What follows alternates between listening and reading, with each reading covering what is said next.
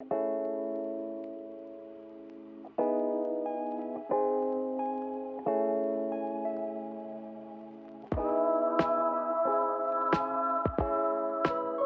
to this week's episode of Whiskey and Wealth Tech. I'm here with Jonathan Boersma from Meradia Consulting.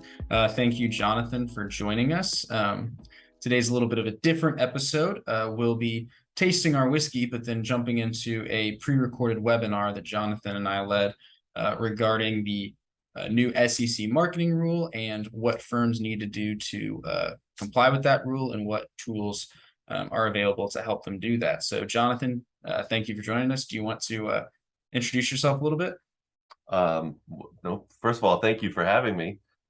This is kind of fun. I apologize if I start coughing. I'm still getting over COVID a little bit. I do still have my sense of smell and taste, so I should be good there. But if I'm coughing, it's not the whiskey. Yeah, no, thanks for having me. I have a long history in performance and headed up the GIPS standards at CFA Institute for many years, and joined Meradia beginning of this year, and yeah, excited about helping firms dealing with issues like the marketing rule and other performance related issues. Yeah, thanks for having me. Awesome. Well, we appreciate you being here, Jonathan. Hopefully the whiskey helps with the COVID symptoms. Doesn't hurt. But today we will be trying the Angel's Envy Rye that is finished in Caribbean rum casks. So I'll kind of share what the bottle looks like, but absolutely beautiful bottle. You got wings on the back. If you're familiar with Angel's Envy, it's definitely a standout on any bar back that you'll see. But without further ado, let's dive right in.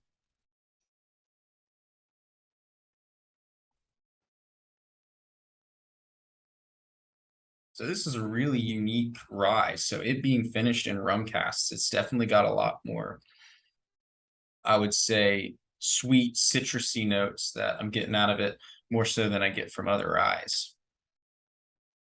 Yeah, maybe a little cinnamon. Yep, definitely some cinnamon. And so yeah, this is interesting. It's even a little bit medicinal, maybe some maple syrup. Yeah, I was gonna say syrupy. Yeah, definitely maple. Yeah, this is good. It fades pretty quickly on the palate, but it's sweet. It's good. This is a easy drinker. If you're not careful, you might have a much lower level in the bottle than you were thinking you would. But yeah, Angel's Envy is great. It's well known for their kind of taking old traditions of making whiskey and just innovating on them. So getting bourbons, rye, finishing them in different kinds of casks.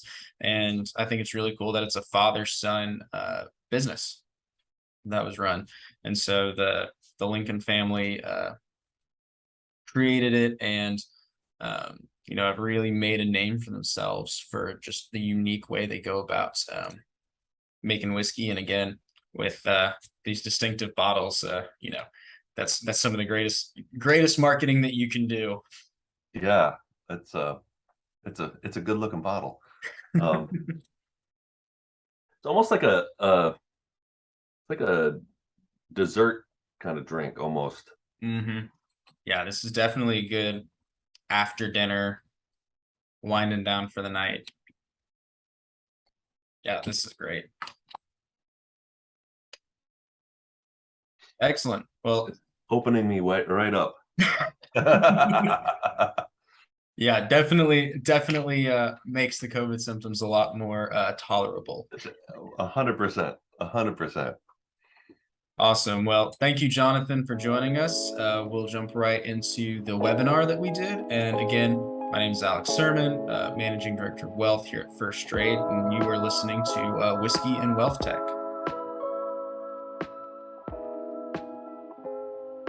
So the marketing rule really is a consolidation of some existing rules, no action letters, staff guidance, and And so in many ways, it's nothing new, but there are some nuances and some new areas that we want to touch on. I think it's really interesting that this rule not only references, but really leverages the GIPS standards. And I have quite a long history with the GIPS standards, and so we want to help firms in leveraging that, even though you don't have to be GIPS compliant, to comply with this rule. There's a lot of tools and a framework that is helpful in meeting some of the requirements.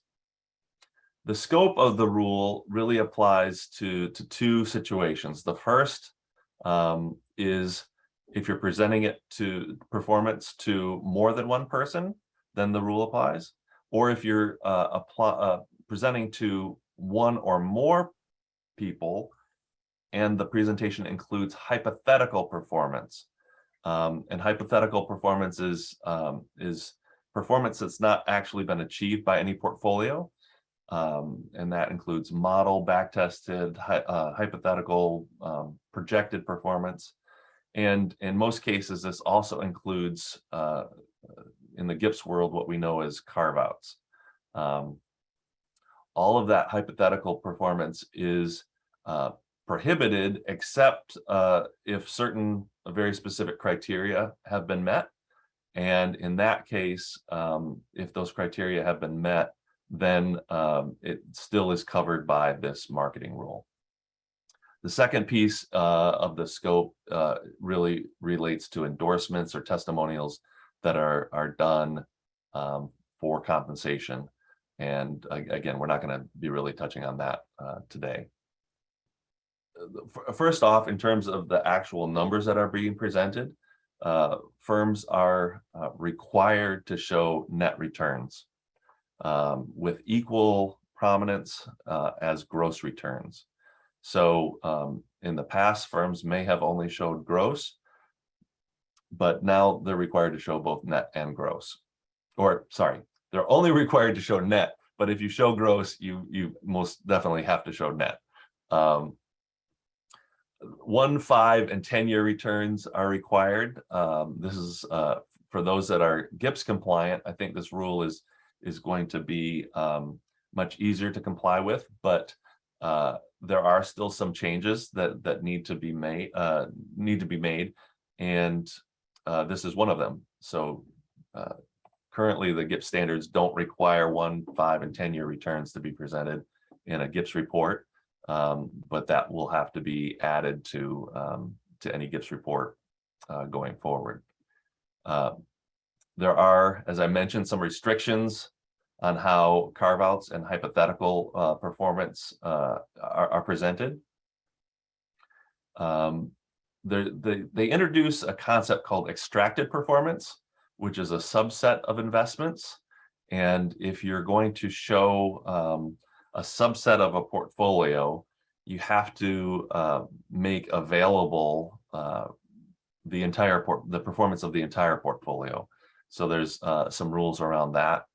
And then they introduced this concept called related performance, in which if you show not just a representative account, but if you show what most of us would know as a composite, it must include all similarly managed portfolios in that same strategy.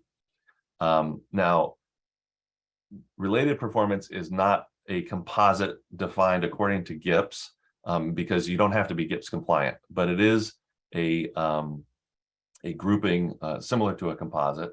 And the SEC has noted that that you should look to the GIPS standards and the associated guidance for help in terms of structuring these composites and rules for managing those. Related performance is not required. So you're not required to create composites explicitly within the rule, but if you show a representative account, you have to somehow ensure that performance is not higher than what the composite performance or related performance would have been. And so the only really way that I know of doing that is to calculate the composite. And so the rule also does say that you can exclude portfolios if the resulting performance is equal to or more conservative than that related performance or the composite performance. That's not really something that's allowed within the GIPS standards. So there's a difference there. So again, going back to the rules or the principles of, you have to be able to substantiate the performance that you're presenting, and you have to be able to prove that that performance is not better than what the composite or related performance is. You really are in a situation where you need to create composites. And so we'll talk about that here in just a second. If we can go to the next slide, please, Alex. Talking about net of fee returns, they do, again, allow some flexibility within the rule. And firms can either use actual fees, actual net of fees, so calculating returns for all of those portfolios and netting them down by the actual fees that were paid. Or they allow the use of model fees. And so there's two options under that framework. And one is to make sure that the model is equal to or more conservative than what the actual net of fees would have been.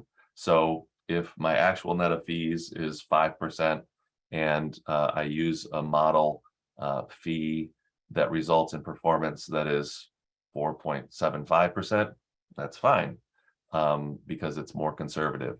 If it results in 5.25, then you've got a problem. So that's one option when using a model fee, is just making sure that it's that it is more conservative than the actual fees. Again, the idea is really to present something that is most representative of what that prospective client would have received. So if we can go to the next slide, this is really the heart of what we wanted to talk about today. The first is, can you systematically group portfolios by strategy? So that would be the first thing. And I do know that some firms manage a lot of their performance and other tasks in Excel. It's a fabulous tool, but probably not what I would recommend for any of these activities. So that's the first thing. Another thing to think about, how do you treat new or terminated portfolios? How are they added or removed from the composite? What's the timing? So a lot of firms, when they have new accounts, they might have a grace period to allow the portfolio manager to get the portfolio fully invested. You really need to have a policy and say, okay, after a month or after 3 months, depending on the strategy perhaps, or the asset class, that's when we consider the portfolio that's been enough time for them to get it fully invested, and that's when it gets included in the composite. Cash flows. Is there a grace period where that portfolio that experiences a significant cash flow is removed from the composite, and then after that grace period, it's added back? So important to have policies around that. If you have performance that goes back 10 years, you have to be able to show that 10-year return. If you don't have 10 years, you need to go back as far as you can. And so are those records available and accessible for 10 years? How are client restrictions tracked, and are they accessible? So if you got a handwritten note from a client that says, hey, I'd like you to start raising cash because I'm going to buy a house, send a child to college, or maybe somebody's getting married and you need to raise some funds. How are those instructions captured? And then what are the implications of that? Does that mean that this portfolio has become non-discretionary and needs to be removed from the composite? we'll talk a little bit more about those here in a second.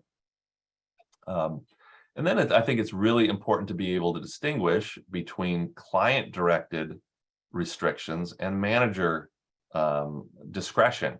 So, for example, if in this example, what I've just mentioned, the client says, "I'd like to let cash accumulate. Maybe I don't want to reinvest maturities, or if there's sales or income that's generated, I don't want that reinvested." Is that because the client is directing the manager to do that? Or maybe the manager says, "Hey, I want to take some money off the table. We want to hold a larger cash position because of our expectations of what the market's going to do. I might move the strategy over time." So those are a few considerations there. Other things, sometimes accounts are put on hold temporarily. Maybe they're changing custodians where they can't trade the portfolio for a particular amount of time.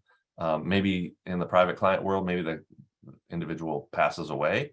And so while the estate is being settled, transactions can't be made on the portfolio. So those are things that you need to consider and have policies for. Does it need to be a certain amount of time where a portfolio is on hold before it becomes non-discretionary? So I work with a client now that has a rule that if a portfolio is on hold more than 3 months, then it becomes non-discretionary. And why 3 months? Well, they figure that over 3 months, they would typically, by that point, be having some transactions in the portfolio. And so then that portfolio would start to deviate from what the strategy is.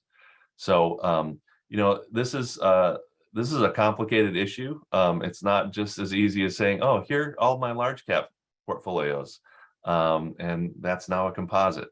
There's a lot behind this, and certainly we are ready to help you think through these things, help you as you develop your policies and procedures and processes around this. And I strongly encourage you to look to some sort of automated tool that will help you in managing these. I know lots of firms have thousands and thousands of accounts, and that's really it's too much to do by hand.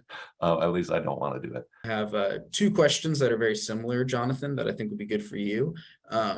If they're GIPS compliant, do they need to do anything? And if a firm isn't GIPS compliant, what do they need to do to become GIPS compliant if they're compliant with this rule? Gotcha. Okay. So first of all, if you're GIPS compliant, yes, you do need to do some things. I mentioned the 1, 5, and 10-year returns that are required. So that's not something that you would normally would have been required from GIPS to do. So that's something extra you need to do. And also, I think, GIPS doesn't talk about some of these things that I had mentioned earlier about, testimonials or things like that. Certainly in the area of portability, there are some differences between what the GIPS standards require and what this rule requires. So even if you're GIPS compliant, you do need to go through the rule and look and make sure that you're doing everything that's required. Now, that being said, your job is going to be much easier if you're GIPS compliant. For firms that are complying with the marketing rule but are not GIPS compliant, yeah, I think if you're doing these composites or this related performance that you really need to do to meet the requirements of the marketing rule, you're a large way down the path to becoming GIPS compliant. And I think the investment that is required to go the final step to become GIPS compliant and be able to reap the benefit of claiming GIPS compliance is absolutely worth it. Now I'm a little biased given my history with GIPS, but I do think that is something that firms should definitely look at. Those were those two questions. Okay. We've got one. So I think you answered this earlier about, do you actually have to go back 10 years? Which I believe the answer is yes, if you have that performance, but I'm going to change it a little bit. if you have more than 10 years of performance, do you have to show that additional performance, or can you stop at 10? My understanding of the rule, and again, this is principles based, so there's a lot of specifics that are not present. But my interpretation of the rule is that you don't need to go further back. You can, if you wish, but you don't need to. And so that's my take, and I'm sticking to it. Sounds good. Another question on your take. What is your take on the interpretation of the portability provision of this rule? We didn't specifically discuss this as part of this presentation, but if you're comfortable answering. Yeah, I think my personal opinion is that the current guidance or the current rule seems to be very extreme, and basically says that if you come over and bring your performance from one firm to another, that you can only use that as long as you're at that firm. So if I join your asset management firm, Alex, and I bring over my book of business, my strategy, everything, you can present that for your firm now because you've acquired me, but only as long as I'm there, which really seems to fly in the face and conflict with the rules regarding mutual funds and the Investment Company Act. And so those rules are different. I expect there to be further guidance on a lot of these things, but I don't expect that necessarily before the November 4th deadline. So I think there's more to come. Excellent. I hope you all are able to meet with this new rule and are excited about the way that the SEC is changing to be more principles based and really take the bull by the horns and make sure that firms are consistently marketing. Thanks for hosting, Alex. Awesome. Thanks, everyone, and have a wonderful rest of your day.